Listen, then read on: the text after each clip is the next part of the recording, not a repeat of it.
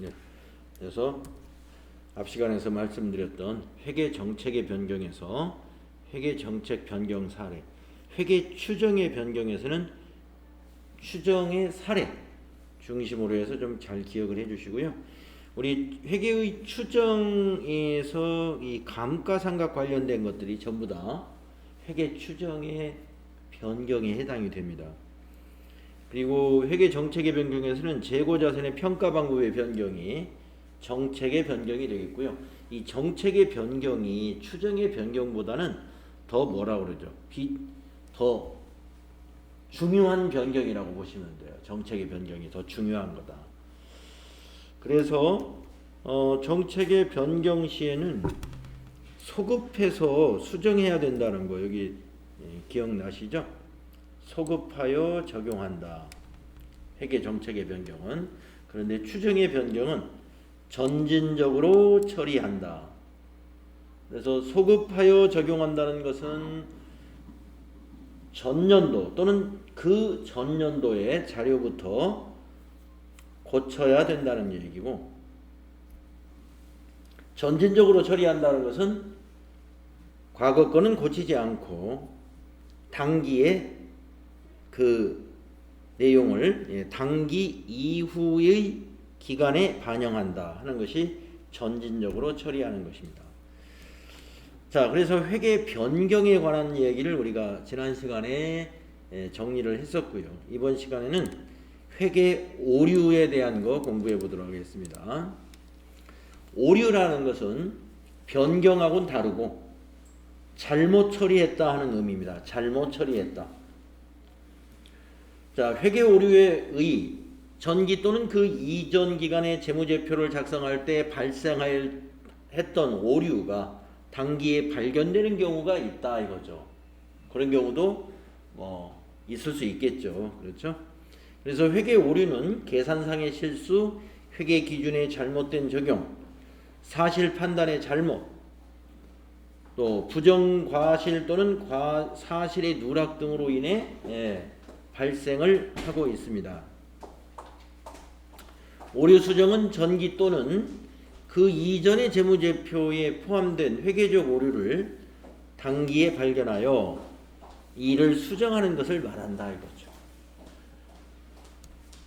중대한 오류는 재무제표의 신뢰성을 심각하게 손상할 수 있는 매우 중요한 오류를 말해요. 중대한 오류다 그러면 재무제표의 신뢰성을 심각하게 손상할 수 있는 것, 이건 아주 중대한 오류로 본다는 얘기고, 오류 수정은 회계 추정의 변경과 구별된다. 회계 추정의 변경은 추가적인 정보를 입수함에 따라 기존의 추정치를 수정하는 것을 말한다. 예를 들면 우발부채로 인식했던 금액을 새로운 정보에 따라 보다 합리적으로 추정한 금액으로 수정하는 것은 오류 수정이 아니라 회계 추정의 변경이다. 우리가 우발부채에 대해서 앞 시간에서 얘기한 적이 있는데요. 우발부채를 변경하는 것은 회계 추정의 변경이었어요. 그러니까 우발부채를 다시 합리적으로 금액을 추정한다는 것은 그건 오류가 아니고 회계 추정의 변경에 해당이 되는 것이다 이런 얘기입니다. 자, 회계 오류의 유형 67페이지요. 회계 오류의 유형. 회계 오류의 유형은 크게 당기순이익에 영향을 미치지 않는 오류와 당기순이익에 영향을 미치는 오류로 구분한다. 그러면 당기순이익에 영향을 미치지 않는 오류는 뭐냐? 당기순이익에 영향을 미치지 않는 오류를 일명 계정분류 오류라고 한다 이거예요. 즉 재무상태표 계정과목 상호간의 오류 또는 손익계산서 계정과목 상호간의 오류를 말한다. 그러면 지금 손익계산서 계정과목 상호간의 오류를 한번 예를 들어볼까요? 당기순이익에 영향을 미치지 않는 오류에 예를 들어서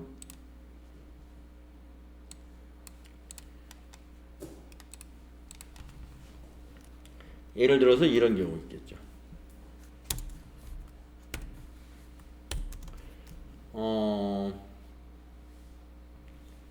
기부금 500만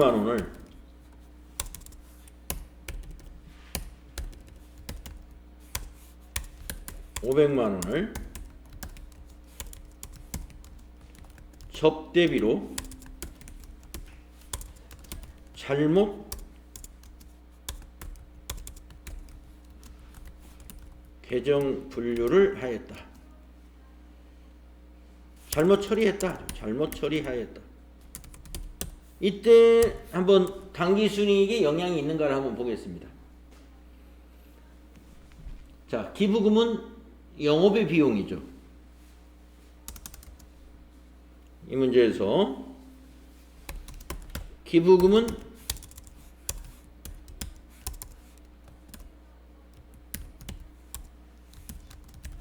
영업의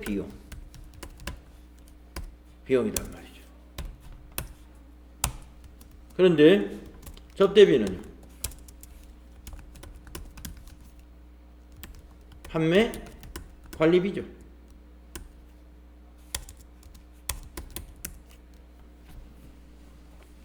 두 개 다 비용입니다.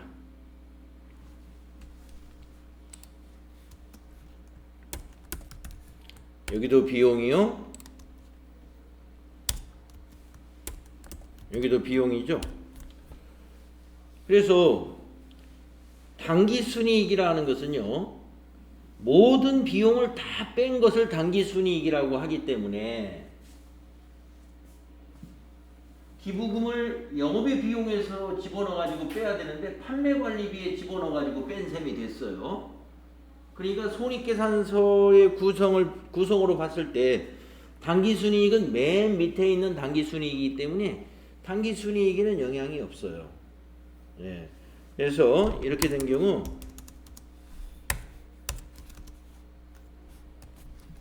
이 거래는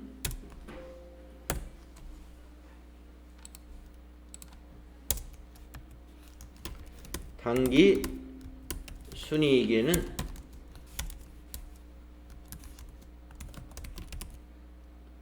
당기순이익은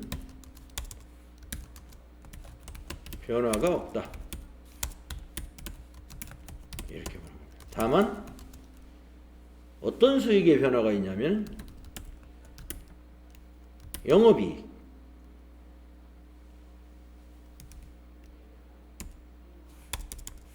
영업이익에는 차이가 있죠. 당기순이익에는 차이가 없어요. 변화라기보다는 차이라고 보여요. 차이. 500만 원을 기부금으로 처리할 것을 접대비로 잘못 처리했다고 해서 당기순이익에는 차이가 없습니다. 다만 영업이익에는 차이가 있죠. 왜냐하면 영업이익은 판매관리비를 뺀 것을 영업이익이라고 하는데 영업이익이 작아지겠죠. 접대비로 잘못 처리했으니까 영업이익이 차이가 있는데 과소하게 작아지게 우리가 과소 표시된다. 이해 가시죠? 네, 그래서 우리 회계의 오류의 유형 중에서 당기순이익에 영향을 미치는 오류냐 미치지 않는 오류냐 이런 판단을 할 때 여러분이 그렇게 판단하시면 돼요. 주로 개념과목 분류에 오류가 있을 때 여기에 해당되는 것들이 많다 하는 얘기입니다. 다 그런 건 아니에요. 다 그런 건 아니지만 그럴 수 있고. 그 다음에 두 번째, 당기순이익에 영향을 미치는 오류도 있더라 이거예요. 중대한 오류와 중대하지 않은 오류에 대하여 오류 수정의 회계 처리 방법은 각각 다르다. 이 설명은 당기순이익에 영향을 미친다면, 자 이게 무슨 말이냐면 당기순이익에 영향을 안 미친다면 오류 수정 안 해도 돼요. 근데 자 당기순이익에 영향을 미치는 오류는 수정을 한다 이겁니다. 근데 수정할 때 당기순이익에 영향을 미치는 오류는 수정을 해야 되는데 중대하지 않은 회계의 오류는 어떻게 수정하는가 예가 여기 나와 있어요. 당기에 발견한 전기 또는 그 이전 기간의 오류는 당기 손익계산서의 영업외 손익 중 전기 오류 수정 손익으로 보고한다. 중대하지 않은 것은 전기 거를 안 고치고 안 고쳐도 돼요. 안 고쳐도 되고 영업외 손익 중에 전기 오류 수정 손익이라고 하는 개념 과목이 있어요. 이걸로 보고를 하면 된다 이겁니다. 사례를 들었는데 사례가 조금 어려워요. 자, 한번 보겠습니다. A사는 1차 연도 초에 3년의 내용 연수를 가지는 유형자산 900원을 구입을 합니다.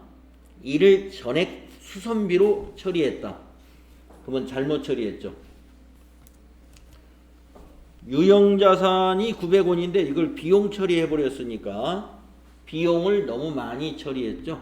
지금 이렇게 1차 연도에 회사가 이렇게 잘못 처리했다는 겁니다. 차변의 수선비 900원, 대변의 현금 900원. 그런데 이 오류를 2차 연도에 발견을 합니다. 이것은 중대하지 않은 오류라고 가정을 해보자. 중대하지 않은 오류. 그럼 어떻게 하느냐면은 이렇게 하면 됩니다. 자, 전기에 원래는 이렇게 했어야 돼요. 유형자산으로 자산 증가시키고 대변의 현금, 그리고 나서 연말에 결산 때 감가상각을 3년이니까 여기서 정액법으로 약식으로 하자면 당기의 비용은 300원입니다. 그리고 감가상각 누계액 300원 이렇게 결산 회계 처리를 해야 되죠. 예. 그런데 이렇게 왼쪽에 있는 것처럼 지금 빨강색으로 할까요? 이렇게 잘못했습니다. 그러면 비용이 600원을 더 많이 처리했죠. 600원을 1차 년도 기준으로 보면은. 그리고 2차 년도에 가서 이렇게 비용 처리하는 회사는 2차 년도부터는 회계 처리를 안 해요. 이 건에 대해서는. 그런데 유형자산으로 처리했다면 2차 년도에 또 감가상각비 발생시켜야죠. 결산 때 2년차 감가상각비, 차변의 감가상각비, 대변의 감가상각 누계. 자, 이럴 때 어떻게 2차 년도에 이걸 수정을 하느냐 이거예요. 자, 600원만큼을 수정을 해주면 돼요.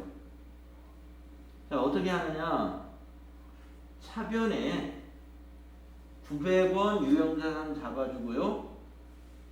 잡아주고 감가상각 누계액 300원에 전규 오류 수정 이익 여기 600원 차이를 전기 오류 수정 이익으로 기록을 해줍니다. 자, 이 분계를 이렇게 수정했다.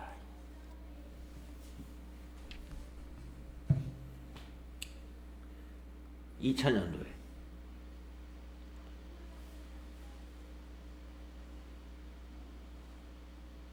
이렇게 수정하면 같아져요. 자, 감가상각 누계의 자산의 차감 계정 만들어졌고요.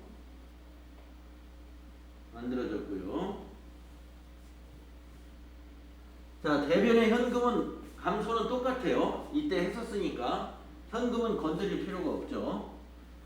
자, 수선비가 없어지고 유형자산이 와야 되잖아요. 그래서 유형자산 잡습니다. 유형자산 잡고, 자, 수선비도 비용이고 감가상각비도 비용이에요. 같은 비용이니까, 자, 비용을 300원만 발생시켜야 되는데 900원을 발생시켰단 말이에요. 600원을 비용을 줄여줘야 돼요. 그때 전기 오류 수정 이익으로 표시해요. 전기 오류 수정 이익 600원 하면은 비용에서 이익으로 바꿔줍니다. 그럼 비용을 줄어들게 된대요. 수정 이익으로. 이렇게 해서 이걸 고쳐버리고 그 다음에 2차년도에 감가상각하는 것은 이것과 똑같이 차변의 감가상각비 300원, 대변의 감가상각 2개액 300원. 이렇게 중대하지 않는 오류는 이렇게 수정한다. 근데 뒤에 보면 이제 중대한 오류는 전기 거를 고쳐가지고 2월 이익잉여금을 고쳐서 바꾸게 됩니다. 이익잉여금을. 자, 그래서 자, 여기 중대한 오류에 대한 설명이 있는데요. 여기 중대한 오류에 대한 설명은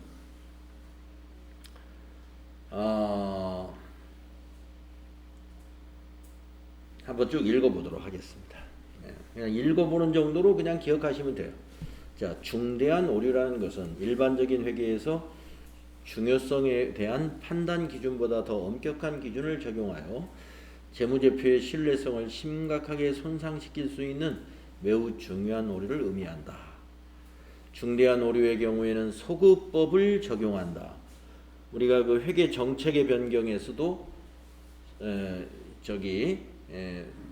추정의 변경은 전진적으로 하는데 정책의 변경에서는 소급하여 적용한다고 하듯이 회계 오류의 수정에서도 중대한 오류는 소급법을 적용한다. 이와 같이 소급법의 적용은 중대한 오류의 경우로 한정한 이유는 모든 오류 수정의 회계 처리에 소급법을 적용한다면 재무제표를 빈번하게 재작성하게 됨에 따라 재무제표의 신뢰성을 훼손시킬 수 있기 때문이다. 전기 또는 그 이전 기간에 발생한 중대한 오류의 수정을 위해 전기 또는 그 이전 기간의 재무제표를 재작성하는 경우 각각의 회계기간에 발생한 중대한 오류의 수정 금액을 해당 기간의 재무제표에 반영한다. 비교 재무제표에 보고된 최초 회계기간 이전에 발생한 중대한 오류의 수정에 대하여는 당해 최초 회계기간 자산부채 및 자본의 기초금액에 반영한다. 또한 전기 또는 그 이전 기간과 관계된 기타 재무정보도 재작성한다. 자, 중대한 오류는요, 소급해서 적용을 합니다. 그런데 우리가 이렇게 이 중대한 오류다 하는 것은 굉장히 엄격한 기준을 적용한다. 엄격한 기준. 그건 뭐냐면은 웬만한 것은 중대하지 않은 것으로 보는 게 좋다 이거예요. 왜냐면은 우리가 중대한 오류로 너무 많이 판단을 하게 되면 소급 적용을 해가지고 전기에 이미 회계 결산 보고가 끝났는데 올해 또 바꿔버린단 말이에요. 그러면 신뢰성에 문제가 있기 때문에 중대한 오류로 판단하는 것은 엄격한 기준을 적용하고 있다. 그래서 웬만한 건 다 중대하지 않은 오류로 본다 이런 얘기입니다. 자, 그래서 똑같은 오류를 어떻게 고치나 보세요. 아까 중대하지 않은 오류하고 어떤 차이가 있느냐. 사례가 똑같습니다. 자, 회계년도 1차년도와 2차년도가 있는데 1차년도에 내용연수 3년인 어떤 유형자산을 900원에 취득을 하고서 이것을 수선비로 잘못 처리했습니다. 이 오류를 2차년도에 발견을 했어요. 그래서 이거는 아주 중대한 오류라고 가정을 해봅시다. 자, 이 잘못 처리했죠? 비용 처리했으니까. 그런데 원래는 이렇게 해야 돼요.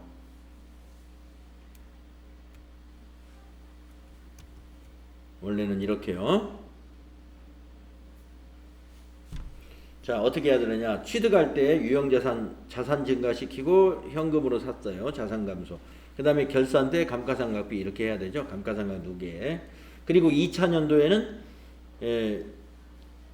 이런 또 2차년도 감가상각을 이렇게 해야 되죠. 자, 그런데 아까하고 어떻게 발라주는가 볼까요? 자, 요것을 이렇게 고칩니다. 자, 아까는 차변의 유형자산 900원. 중대하지 않은 오류도 똑같죠. 대변의 감가상각 누계 똑같습니다. 감가상각 누계 그대로 가요. 자, 그런데 조금 전에는 전기오류 수정이익이라는 영업의 수익 계정을 사용했죠. 그런데 영업의 수익이 아니에요. 전기오류 수정이익을 이익 잉여금으로 자본의 증가로 처리합니다. 이익잉여금이라는 것은 여러분 알다시피 자본 개념이고, 이 자본의 변화가 오려면 전기에서 어떻게 해야 돼요? 전기의 당기순이익의 변화가 일어났어야죠. 600원만큼. 그래서 전기 거를 이걸 다 고쳤단 말이에요. 전기를 고치게, 전기의 손익계산서를 고치게 되면 수선비가 900원 없어지고, 이제 이걸 고치는 분계를 했겠죠. 대변의 수선비, 차변의 현금 하고 다시 이 전표를 또 입력하는 겁니다. 이대로. 그렇게 되면은 1차 년도의 당기순이익이 처음 거보다 600원 증가합니다. 왜? 비용이 여기서는 제대로 하면 300원인데 여기가 지금 비용이 900원이 됐어요. 이 차이가 600원이거든요. 이 비용과 이 비용의 차이가 600원. 그러면 600원만큼 당기순이익이 1차 년도에 당기순이익이 증가하겠죠. 당기순이익이 증가하죠. 그것이 어디로 가요? 우리 2차 년도에 이익잉여금에 가산되는 거죠. 그래서 2차 년도에서는 이익잉여금에다가 더해주는 거예요. 2차 년도에는 나머지는 똑같습니다. 그래서 중대한 경우에는 전기오류 수정이익이라는 영업의 수익 계정 과목을 쓰는 게 아니라 전기거의 손익계산서를 고쳤기 때문에 이와 같이 거기에 따라서 달라지는 이익잉여금이 오게 된다 하는 거 알아두시면 돼요. 이 사례를 가지고 똑같은 사례를 중대한 오류 또는 그 앞에서는 중대하지 않은 오류, 이렇게 67페이지의 사례는 중대하지 않다고 가정을 했고, 그 다음 페이지에서는 중대한 오류라고 가정을 했는데 달라지는 건 이것만 달라지죠. 이것은 당기의 수익에 반영했다는 것이고 전진적으로 처리했다는 것이고, 이거는 당기의 수익에 영향을 주지 않죠. 자본의 증가니까. 전기거에서 고쳐서 당기의 자본이 증가하도록 만들어줍니다. 네, 여기까지가 회계 오류 그리고 정책과 추정의 변경에 대한 것인데요. 뒤에서 또 문제 풀면서 또 복습할 시간이 있겠습니다. 자, 그 다음에 내부 통제 제도와 내부 회계 관리 제도 부분이 나오는데, 자, TH 2급에서도 이 내부 통제와 내부 회계 관리 제도 시험은 FAT 1급 수준으로 출제된다고 보시면 돼요. FAT 1급 수준으로. 그래서 FAT 1급 수준으로 보시면 된다 이렇게 보입니다. 문제는 한 문제 나오거나 아예 안 나오거나 하기도 합니다. 그래서 한 문제가 이론으로 나온다고 생각하시고, 그러면 2점이에요. 2점. 자, 꼭 알아야 될 것은 내부 통제 제도에서 바로 이 목적입니다. 내부 통제 제도의 목적 1번, 2번, 3번.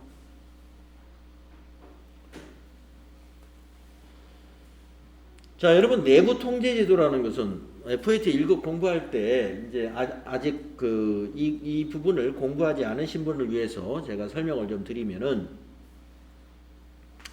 내부 통제 제도라는 것은요, 우리가 내부 감사 제도하고 거의 같은 얘기예요. 내부 감사. 그래서 회사의 내부적으로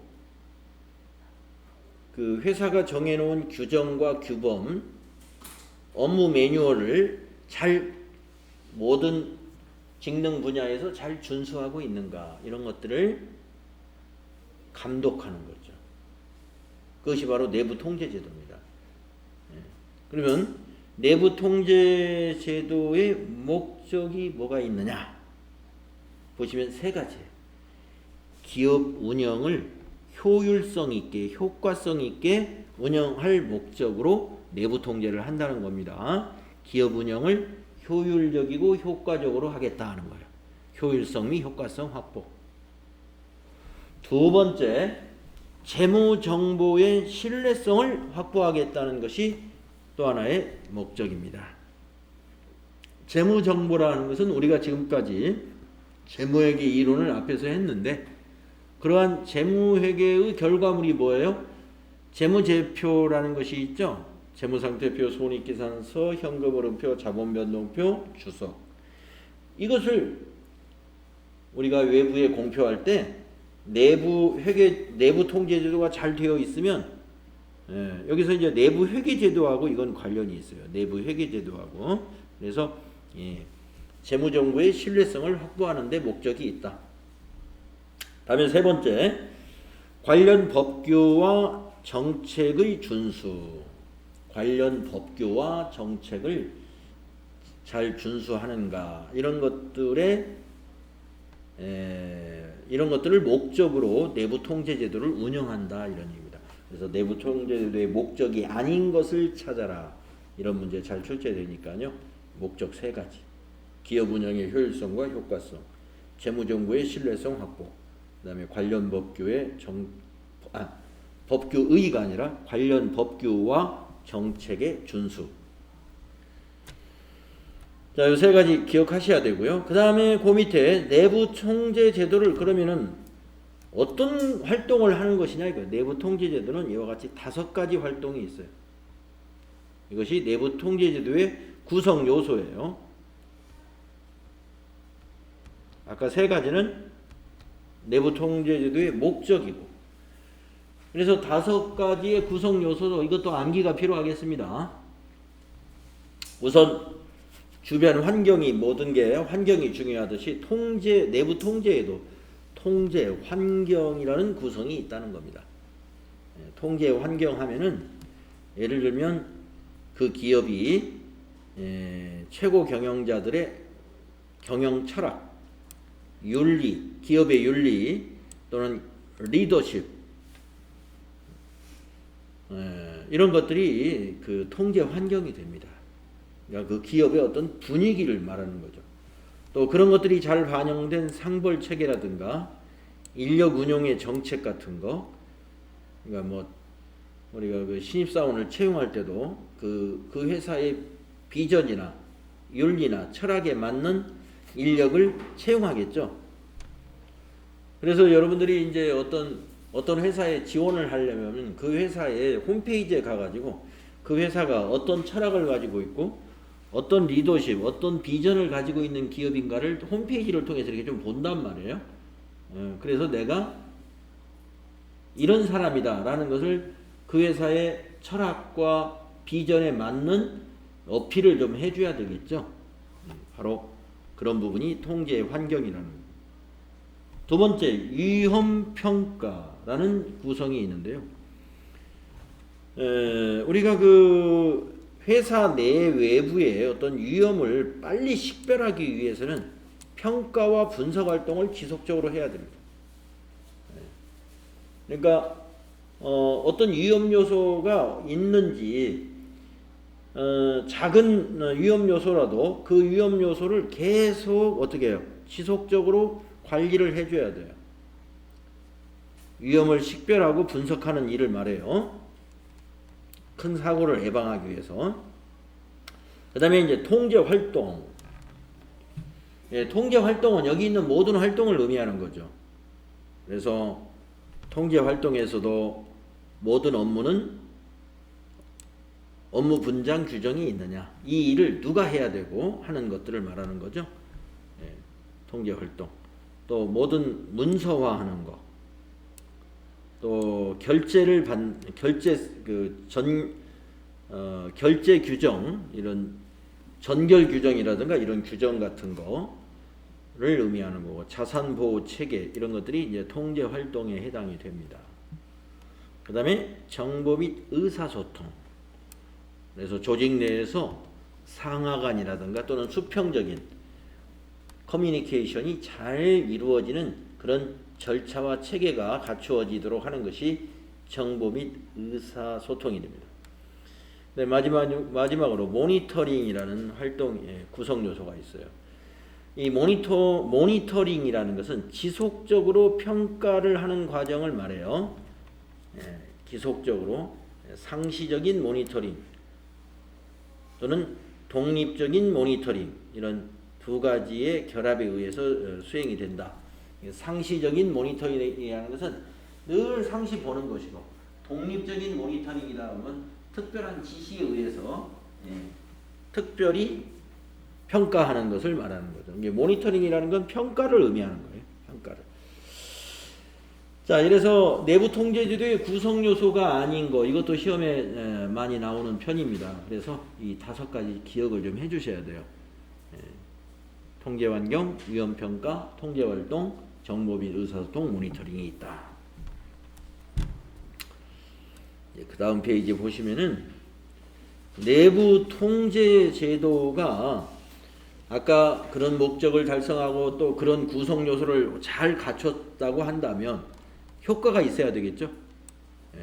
그 효과는 목적에 나타나 있는 이 효과로 나타나게 될 거예요. 이 효과로, 목적에 있는 이 효과로 나타나게 되는데, 여기서 중요한 부분은요, 한계라는 거예요. 한계라고 하는 것을 알고 계셔야 되는데, 한계는 한마디로 이거예요. 모든 위험을 완벽하게 통제할 수는 없다. 즉 모든 위험을 완벽하게 통제할 수 있다는 것은 그거는 뭐 환상이라고 볼 수 있다 이거. 왜냐면은 우리가 여기서 지금 끝 부분이 그겁니다. 즉 최상의 자질과 경험을 지닌 사람도 최상의 자질 하면은 뭐 아주 엘리트를 말하는 거죠. 엘리트. 우리 회사는 엘리트만 채용을 했어요. 그리고 거기다가 경험도 풍부한 사람을 채용을 했습니다. 그렇지만 우리가 최상의 자질이나 경험이 있는 사람이라 하더라도 부주의, 피로, 특히 이게 판단착오 이런 것에 항상 노출되어 있어요. 노출되어 있다.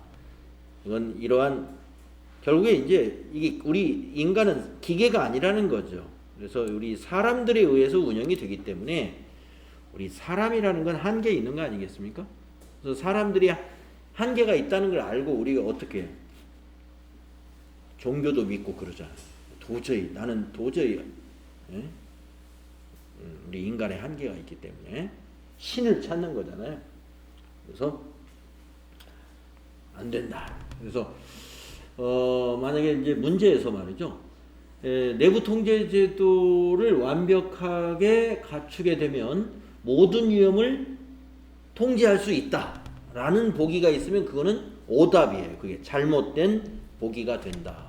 통제할 수 없다. 모든 위험을 통제할 수 없다. 이것을 우리가 한계점이라고 하는 거예요. 한계. 좀 시험에 잘 나오는 부분이니까 제가 체크해 드릴 거. 그리고 이제 내부 통제 제도라는 것은 회계를 포함해 가지고 여기서 이제 회계 관리 제도만 나오지만은 회계만 포함이 되는 것이 아니라 내부 통제 안에는 회계, 뭐 인사, 총무, 영업, 생산, 우리 기업 내에 있는 뭐 구매 등 우리 기업의 모든 그 직능, 모든 기능을 다 내부 통제라고 그래요. 내부 통제 제도. 그 중에 회계관리 제도만 여기서 따로 뽑아놓은 겁니다. 그래서 이것도 내용이 상당히 많은데 내용이 많은 것은 나중에 여러분이 개인적으로 읽어보시면 되고요. 여기서 핵심만 찍어드리면 내부 회계관리 제도의 그 활동 내용이 뭐냐 하는 거 2가지가 있어요. 이게 괄호 1번 자산 보호와 통제. 내부 회계관리 제도의 활동, 자산 보호 활동이 있다는 거예요. 내부 회계관리 제도가 어떻게 자산 보호를 할 수 있느냐? 한번 내용을 읽어볼까요? 보호와 관련된 통제라 하면 재무제표에 중요한 영향을 미칠 수 있는 승인되지 않는 자산의 취득, 사용, 처분을 예방하고 적시에 적발할 수 있는 체계를 의미한다. 사례를 보면은 재고자산이 보관되어 있는 창고에 대한 물리적인 접근을 통제하고 주기적으로 재고조사를 수행하는 것. 네, 이것이 뭐예요? 자산의 도난이나 분실을 완전히 막을 수는 없지만 실물자산과 장부자산의 수량 차이를 적시에 발견하여 재무제표의 중요한 왜곡 표시를 방지할 수 있겠죠. 네. 그리고 이런 자산의 도난이나 분실을 완전히 막을 수는 없지만 예방은 할 수가 있겠죠. 그래서 이 내부 회계관리 제도에서는 주기적으로 재고를 실제로 조사하여 실사를 수행하는 일을 한다 이거예요. 자, 그래서 자산보호 기능이 있고요. 그 다음에 두 번째 회계의 부정방지입니다. 예, 회계 부정을 말하는 거예요. 여기서 부정방지는 여러 가지 부정이 있겠으나 여기 내부 회계관리 제도에서의 부정방지는 이제 회계 부정을 말하는 거예요. 그래서 아마 여러분들도 회계 부정하면은 뉴스라든가 이런 걸 통해서 들어보신 경험들이 있을 거예요. 예, 분식회계 혐의로 무슨 회장님이 어떻게 검찰 조사를 받았다든가 감옥에 갔다든가 이런 거 뭐 많이 보셨을 겁니다. 자, 회계 부정방지 프로그램의 내용을 보면은 부정방지 프로그램은 재무제표의 신뢰성을 훼손할 수 있는 부정을 예방 적발하는 한편 확인된 특정 부정 위험을 감소시킬 수 있도록 고안된 체제 및 통제로서 이는 회사 내 효과적인 통제 문화를 조성함에 있어서 필수적인 요소이다. 예를 들어 경영진의 권한남용 및 통제 회피 위험 등에 대한 적절한 부정방지 프로그램이 존재하지 않는 경우 이는 통제상 중요한 취약점으로 분류될 수 있다. 네, 이 경영진의 권한남용을 회피할 수 있는 적절한 부정방지 프로그램이 존재하지 않는다면은 이것은 중요한 취약점으로 분류된다라는 것을 강조해야 됩니다. 경영진의 권한남용이나 통제 회피 등에 대한 적절한 부정방지 프로그램이 존재하지 않다면 이것은 중요한 취약점이 된다 이거죠. 자, 부정방지라는 것은요, 물론 실무자들이 회계부정을 할 수도 있습니다. 예. 근데 실무자가 회계부정해가지고 뭐 돈을 이렇게 유용한다든가 뭐 이런 부정은 있을 수 있겠죠. 예. 가끔 뭐 돈을 만지는 업종에서는 은행이라든가 이런 데서는 그런 경우도 있죠. 예. 은행 직원이 장부를 이렇게 조작해가지고 돈을 이렇게 빼돌린다든가 이런 경우 있어요. 그러나 그런 뭐 돈을 직접 만지는 직종이 아닌 경우에는 실무자가 회계부정을 뭐 이렇게 하는 일은 그렇게 흔하지는 않습니다. 대개 경영진이 그 지시에 의해서 회계부정을 하게 되는 경우가 많죠.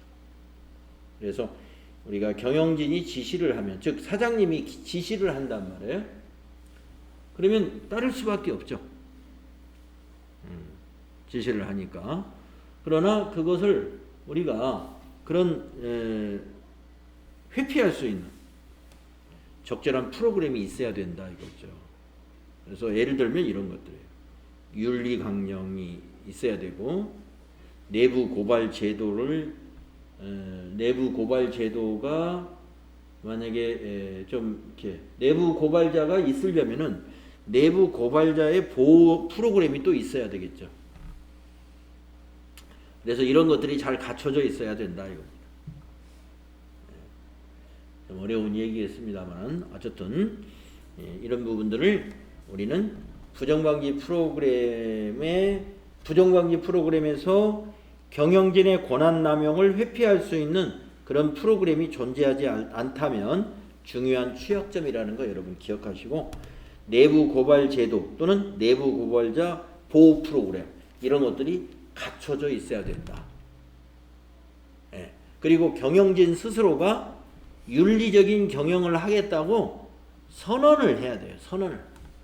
우리 회사는 무슨 일이 있어도 법규를 지킬 것이고, 또 우리 회사 내의 모든 업무 규정 이런 것을 원칙적으로 지킨다. 나는 그걸 선언한다 이거예요. 예, 그렇게 함으로써 어떻게 합니까? 예, 회계 실무 담당자들은 안심하고 관련된 규정과 법규대로 회계 처리한다 이런 얘기죠. 예. 자, 부정방지 프로그램. 그 다음에 자산보호. 이게 어디에 있어요? 내부 회계관리제도의 내용이 들어있다 하는 거 기억해 두시면 되겠습니다. 자, 그 외에도 이제 동그라미 3번에 내부 회계관리제도의 설계 및 운영에 대해서 아주 긴 표가 나와요. 네, 양이 많습니다. 네. 여러분이 시간이 되시면 한번 읽어보시는데 여기서 출제될 확률은 좀 굉장히 낮습니다. 그래서 글씨 요거 읽어보는 거 생략하겠고요. 시간 되시면 개인적으로 한번 읽어보시면 되겠습니다. 자, 이렇게 해서 이제 재무회계 이론이 다 끝났고요. 부가가치세 이론으로 가기 전에 우리가 이제 뒤에 가서 문제를 풀어봐야 되잖아요. 이제 다음 시간에 문제를 어디서부터 풀어봐야 되느냐. 그러니까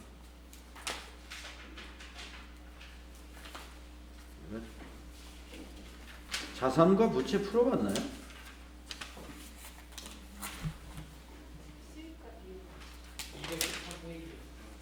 214까지 했어요? 212까지. 아, 212까지요?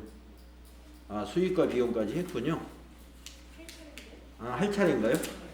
아, 그러면 수익과 비용부터 다음 시간에 회계 변경과 오류 수정, 그리고 그 뒤에 있는 내부 통제 제도까지 문제 풀고 부가세 이론으로 가면 될 것 같습니다.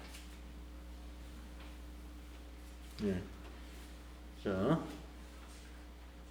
8시까지 10분간 쉬도록 하겠습니다.